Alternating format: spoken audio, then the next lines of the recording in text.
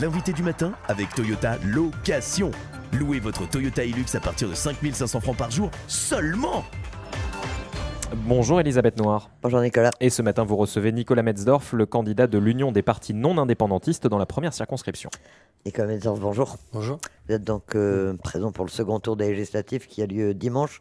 Vous êtes arrivé en tête du premier tour avec plus de 22 000 voix. Votre adversaire, Omera Neslin, la candidate indépendantiste et nationaliste, en a obtenu plus de 20 000. Quelles sont les voix que vous allez aller chercher dimanche pour faire la différence ? Eh ben, toutes celles qui ne sont pas allées voter, évidemment, plus celles qui se sont portées sur les autres candidats non indépendantistes. Il faut se mobiliser, c'est mon message principal aujourd'hui, parce qu'il reste un réservoir de voix pour Omera Neslin, notamment aux îles Loyauté et dans les quartiers où elle arrive en tête dans Nouméa. Et donc on a besoin d'augmenter clairement la participation de notre côté ce dimanche pour ne laisser aucune chance à la candidate indépendantiste de siéger à l'Assemblée nationale. Alors depuis le scrutin de dimanche dernier, vous avez eu le soutien notamment de Philippe Dunoyer. Ça vous a étonné ou vous y attendiez ? Ça ne m'étonne pas. On a eu un long échange avec Philippe Dunoyer et il sait que sur les questions de nécessité de reprendre le dialogue, j'ai toujours été partisan de ça. Je rajoute moi à chaque fois la fermeté face aux violences et une forme de dureté face aux discours indépendantistes radicaux. Mais avec ceux qui veulent avancer, j'ai toujours dit que j'étais prêt à le faire. Donc on s'est rejoint là-dessus et donc il m'apporte son soutien, je le remercie. Pas de consigne de vote en revanche de la part du Rassemblement national ? Petite déception ou vous Oui. vous adressez à ces électeurs quand même ? Oui, petite déception parce que je pense que le Rassemblement national en Nouvelle-Calédonie est un parti non indépendantiste et que quand on a le choix entre Nicolas Metzdorf de l'Union des partis non indépendantistes et Omera Neslin qui représente quand même la frange la plus radicale des indépendantistes qui a créé la CCAT, je trouve dommage qu'on n'appelle pas à voter pour moi. Voilà. Alors, autre réservoir de voix éventuellement, celui de l'éveil océanien.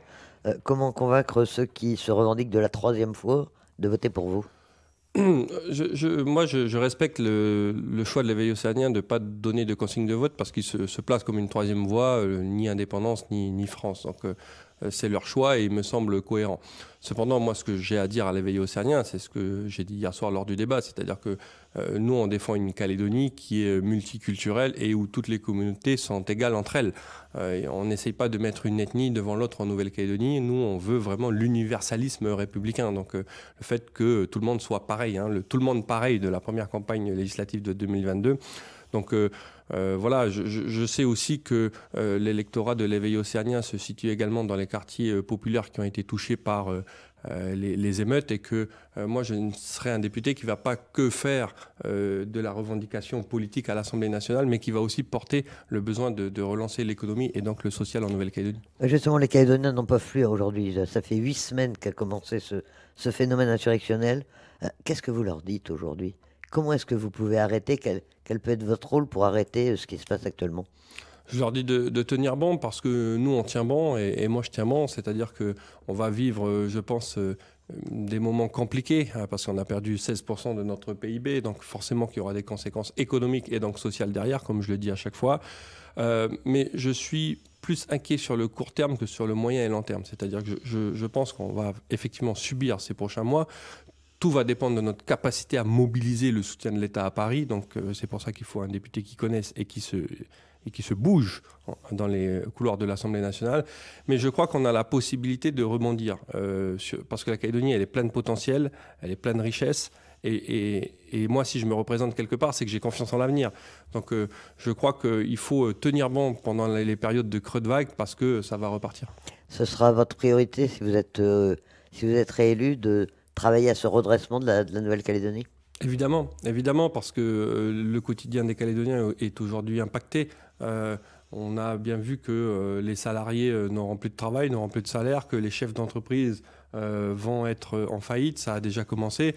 Comme c'est le privé qui finance le public dans tous les pays du monde, eh bien, le public va s'effondrer une fois que le privé le sera. Et donc, il faut absolument pouvoir relancer la machine économique le plus vite possible. On a parlé de plan de relance, de plan Marshall. Je suis absolument d'accord avec ça. Mais dans le même temps, il faut agir sur l'urgence, le temps de monter ces grands plans de relance, parce que l'urgence, elle est aujourd'hui. Et donc, c'est vrai qu'il faut déjà faire réaliser à l'État la situation catastrophique qu'on connaît aujourd'hui, parce que l'État ne le réalise pas en fait, parce qu'ils sont en élection législative, parce qu'ils sont loin, parce que les ministres sont plus forcément en exercice. Et je dois vous dire que la dissolution de l'Assemblée nationale ne nous aide pas, parce que si clairement je n'aurais pas été en campagne aujourd'hui, je serais déjà à Paris pour finalement interpeller l'État sur la situation. Parce que l'aide qu'il propose pour l'instant, tout le monde dit que c'est notoirement insuffisant et qu'il n'a peut-être pas pris la mesure de ce qui est arrivé à la Calédonie. Non, mais c'est clairement dérisoire. Aujourd'hui, je crois que les courriers qui sont signés par le président de la République ou les ministres sont des courriers qui sont écrits par les technocrates de Bercy. Enfin, quand on nous prête 5,9 milliards alors que les dégâts en Nouvelle-Calédonie sont à plus de 150 milliards de francs, enfin, on voit bien le ridicule de la chose. Donc, il faut des gens à Paris. Le problème, c'est qu'aujourd'hui, il n'y a personne à Paris. Le président du gouvernement aurait déjà dû faire une délégation composée du gouvernement collégial et des chefs de groupe du Congrès pour aller faire le tour des institutions parisiennes pour interpeller sur la situation. Les députés devraient être là-bas, en train de faire du lobbying, les patrons, les syndicats. Vous voyez ce que je veux dire? On a besoin tellement de la France en ce moment. On n'a jamais été aussi français qu'aujourd'hui, finalement, qu'il faut être là-bas, à la capitale française, pour dire attention, nous souffrons de la situation.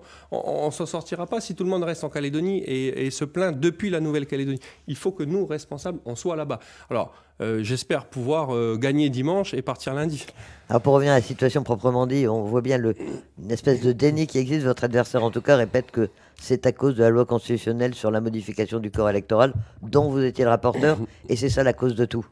Non, mais les indépendantistes, le problème, c'est qu'ils veulent être indépendants, mais être responsables de rien. C'est toujours le problème des indépendantistes, c'est-à-dire que c'est jamais de leur faute. C'est incroyable.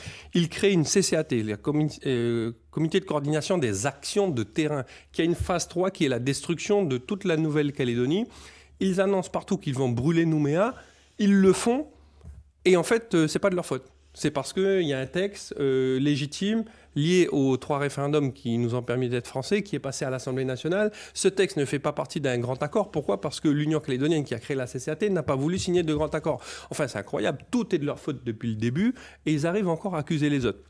Moi, ce que je leur dis, c'est que quand on veut être indépendant, quand on veut être autonome, eh ben, vous savez quoi? La première des choses, c'est d'assumer ses actes. Ils n'assument rien, donc ils ne sont pas prêts d'être indépendants. De toute façon, on n'est pas prêt de l'être parce que de toute façon, on n'a jamais eu autant besoin de la France que maintenant. Mais malgré cette position, malgré ce déni, il va bien falloir discuter demain pour trouver aussi une solution politique. Il y a le redressement économique, mais il y a ensuite la solution de sortie de l'accord de Nouméa.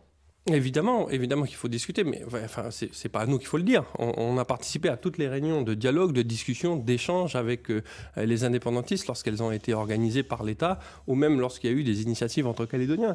Nous, on veut sortir par la discussion, on veut sortir par le dialogue, on veut sortir par un équilibre qui soit trouvé, un compromis entre non-indépendantistes et indépendantistes.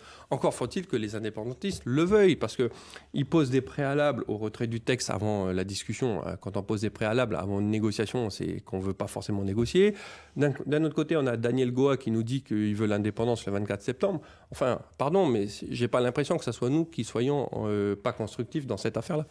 Concernant le scrutin proprement dit, vous y faisiez allusion, à votre adversaire a fait pratiquement le plein des voix aux loyautés. Vous-même, vous n'avez pas pu aller faire campagne là-bas. Est-ce que vous pourrez avoir des assesseurs et est-ce que c'est pas problématique cette différence? On a écrit un courrier au commissaire pour lui demander d'assurer finalement l'impartialité du vote aux îles Loyauté et le fait qu'on puisse avoir des assesseurs dans tous les bureaux de vote qui soient en sécurité, parce que c'était ça aussi le problème du premier tour. Parce que l'augmentation de la participation aux îles Loyauté par rapport aux autres scrutins est quand même très significative. Donc on est un peu surpris. Tant mieux si c'est la démocratie qui fonctionne, mais le mieux c'est qu'on ait des assesseurs partout et des délégués qui tournent dans tous les bureaux de vote. Donc on a écrit au commissaire, des réunions se sont tenues au Saria sur le sujet. On a trouvé des assesseurs depuis et des délégués. Donc c'est possible que ça se passe mieux que la première fois. Mais vous n'avez toujours pas pu vous rendre dans les îles Loyauté? Ben non, mais en fait, c'est très simple. La piste de Lifou est détruite. Marais fut interdit de séjour et Ouvéa aussi. Donc on voit là la démocratie et la liberté d'expression à l'azerbaïdjanaise quelque part. Dimanche prochain, les Calédoniens de la première circonscription auront le choix entre vous et Omeira Nestlin. Quelle est la principale différence entre vous et votre adversaire? Bah, je pense tout. Hein. Enfin, elle veut l'indépendance, je veux la France. Je veux la démocratie, elle veut une dictature. Je veux l'égalité entre toutes les communautés de la Nouvelle-Calédonie, elle veut mettre une ethnie en avant. Je veux qu'on puisse relancer l'économie, que l'urgence, ça soit le social, ça soit le salaire des Calédoniens, ça soit leur pouvoir d'achat. elle ne veut parler que de pleine souveraineté à l'Assemblée nationale. Enfin, c'est deux modèles de société, deux visions différentes qui s'opposent. Et moi, je suis persuadé d'une chose, Elisabeth Noire, et je l'ai dit hier au débat, les indépendantistes, s'ils siègent à l'Assemblée nationale, ne feront que s'occuper de la pleine souveraineté de la Nouvelle-Calédonie. Ils ne feront que du lobbying pour obtenir l'indépendance de la Nouvelle-Calédonie. Le travail pour les Calédoniens, pour leur quotidien, pour leur pouvoir d'achat, pour leur sécurité, ils ne feront rien là-dessus parce qu'ils sont dans une logique de revendication d'indépendance et rien d'autre. Et vous, à 48 heures du scrutin, le message, c'est la mobilisation essentiellement? Ah oui, mobilisez-vous partout, des plus jeunes aux plus anciens. Je rappelle aussi que tout le monde peut voter pour cette élection. Allez vérifier, parfois vous pouvez être surpris, vous êtes inscrit sur les listes. Il y a un site internet qui permet de vérifier si vous êtes inscrit ou pas, si vous pouvez voter ou non. Allez-y, franchement, je suis sûr que beaucoup de personnes ne réalisent pas qu'elles peuvent voter à ce scrutin. Donc faites les démarches, inscrivez-vous, venez voter. Nicolas Metzdoff, candidat de l'Union des partis non indépendantistes pour le second tour des législatives. Merci d'avoir été dans nos studios. Merci beaucoup.